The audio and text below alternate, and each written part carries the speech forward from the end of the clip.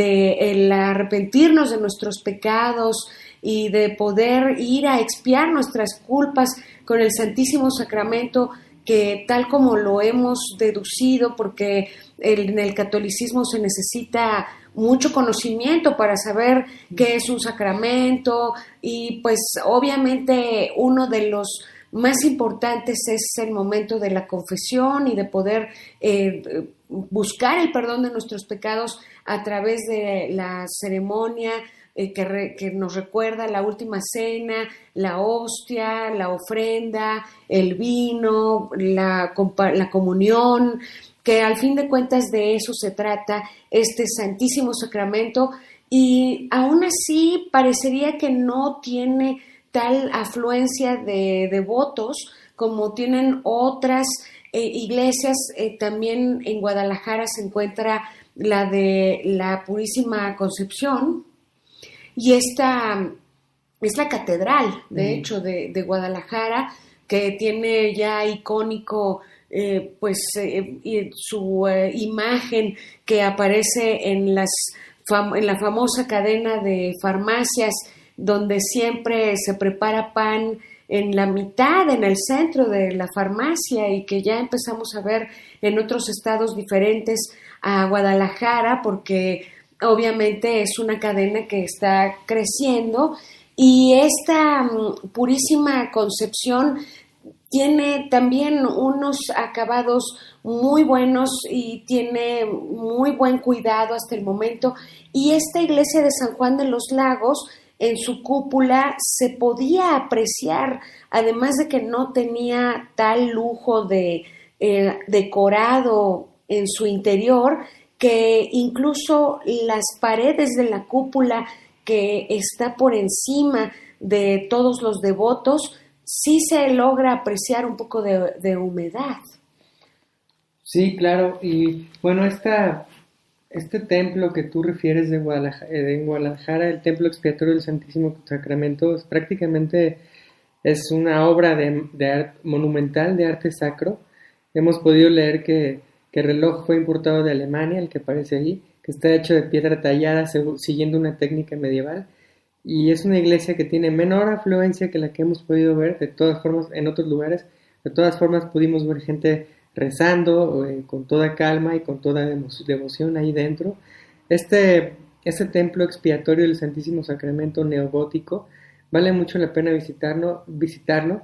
A nosotros, después de haber conocido la Catedral de Guadalajara, nos pareció especialmente interesante justamente por el estilo gótico, bueno, neogótico. No hay colores afuera, realmente son los arcos de las ventanas son medievales. Uno se imagina de inmediato otros países, Italia quizás, pero no México. Sin embargo, este templo es verdaderamente interesante, su arquitectura, y vale la pena estar un rato ahí dentro, porque incluso el sentimiento que se genera estando ahí es peculiar. Creo que responde a la propia estructura constructiva de este sitio. Sí, realmente es una construcción muy agradable para visitar, para sentirse un poco en otro país, quizás europeo, y es un área muy bonita. Sí, también, obviamente, como comentaba, existe la necesidad de buscar para los visitantes que traen automóvil estacionamiento. Ha sido un poco de problema el estacionamiento, incluso también aquí en Lagos de Moreno. Hay unos parquímetros cuyo sistema no me queda precisamente muy claro. Parece que se comparte un parquímetro para 2 lugares y que está señalado en el piso. No queda totalmente claro. Y en San Juan de los Lagos parecería que uno tiene que circular en cierto momento en lo que se consideraría como un mercado exclusivo con paso solamente para peatones, quizá para motociclistas. La motocicleta se usa bastante por aquí. Sí, y especialmente nos llamaron la atención los motociclistas en San Juan de los Lagos porque usan un casco muy peculiar. Es un casco que cubre nada más la corteza del cráneo prácticamente. No tiene visera, no tiene alguna protección en la nuca. Realmente es un casco que va encima prácticamente del cráneo y todo el mundo usa, los jóvenes sobre todo, hombres y mujeres utilizan este casco. Y bueno, estamos en medio de un pequeño rincón de España, de la Nueva España, como diría la canción de Mocedades. Realmente uno piensa en la Nueva España como esa canción de Mocedades, porque hay patios, hay jardines, hay plazuelas, hay plazas, incluso hay costumbres que recuerdan mucho pues a la vieja España, de donde todo esto tuvo su impulso originario. Y también, bueno, aparte de las costumbres gastronómicas, hay una población fundamentalmente pues criolla.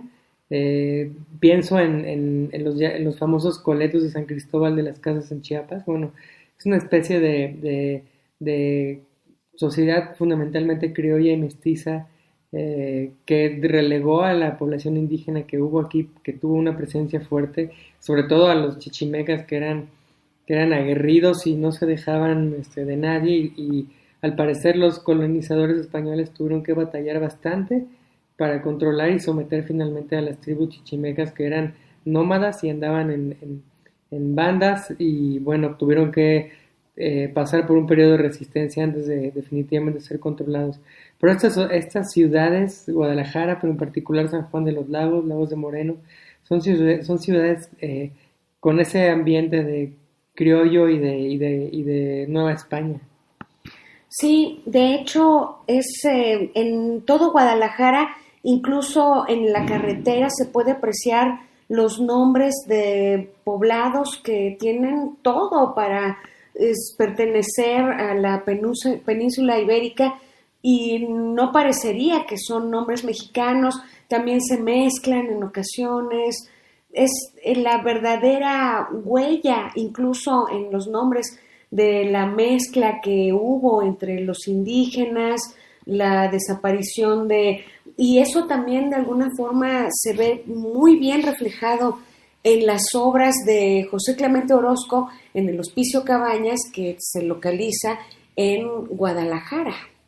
Sí, esto nos remite a otro tema. Hemos visto otra constante en este viaje que es que estos templos, iglesias e incluso centros históricos completos, como es el caso del Centro Histórico de Lagos de Moreno, han sido declarados Patrimonio Cultural de la Humanidad y eso incluye tanto al Centro Histórico de Lagos de Moreno como al Hospicio Cabañas que está en la ciudad de Guadalajara. Ambos son unos edificios muy interesantes. El Hospicio Cabañas fue originalmente fundado por un religioso para dar cobijo y alimento a los niños pues desamparados, huérfanos, y ahí fueron acomodados un tiempo. Hoy en día esta edificación, que es Patrimonio Cultural de la Humanidad, pues funciona como un museo contemporáneo de arte. Tiene exposiciones temporales como las que pudimos apreciar, pero fundamentalmente reconocido en la ciudad de Guadalajara por los murales de José Clemente Orozco, quien también, por cierto, es un hombre ilustre, un jalisciense ilustre que está también de Zapopan, ¿verdad? No, él es más bien de Zapotlán. Zapotlán. Uh-huh. Hoy Ciudad Guzmán. Ciudad Guzmán. Y bueno, él es otro jalisciense honorable y él realizó unas pinturas, unos murales ahí en esta edificación del Hospicio Cabañas, no solamente en las paredes, sino también, digamos, en la bóveda central, que es donde está el fresco más famoso y más interesante y más discutido de esta serie de murales, que es el llamado Hombre de Fuego. Estas pinturas murales realmente no recibieron un título por parte del propio Orozco, mucho menos una explicación. Han sido sujeto de mucho debate y de interpretación. Y bueno, pensamos que todas ellas, por cierto, tratan de generar una secuencia histórica que va desde la conquista por parte de los españoles y el sometimiento de los nativos mesoamericanos hasta llegar al periodo post-revolucionario después de 1910, por supuesto. Y entonces toda esta secuencia histórica, en esta secuencia histórica Orozco nos muestra una progresión de eventos que nos recuerdan realmente a una lectura bastante trágica de la historia mexicana, trágica de la historia política y cultural. Él por un momento retrata estas pasajes de la historia, como especialmente la conquista, como imágenes apocalípticas. Aparece por ahí, por ejemplo, Hernán Cortés vistiendo más que una armadura, prácticamente hecho robot como Robocop y sin corazón, tiene el pecho hueco y está sometiendo con una espada a los indígenas que yacen a sus pies cercenados.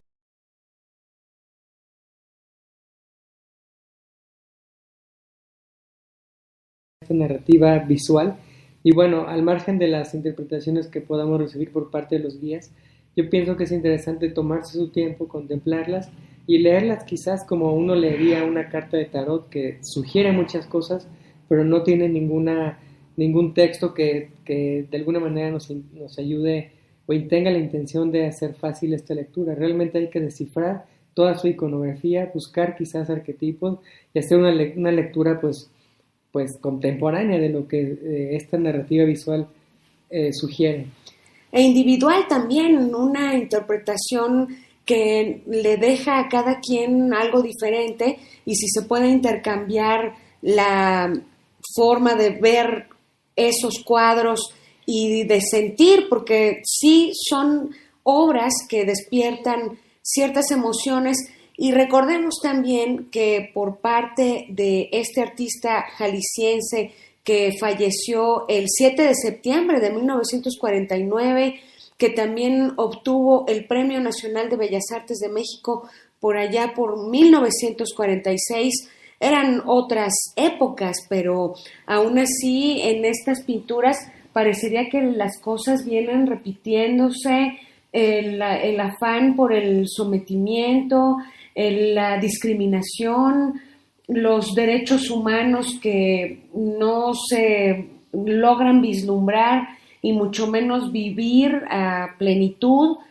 Este pintor Orozco fue muy comprometido con las causas sociales y también aparece su pincel de manera muy notoria en los murales del antiguo colegio de San Ildefonso.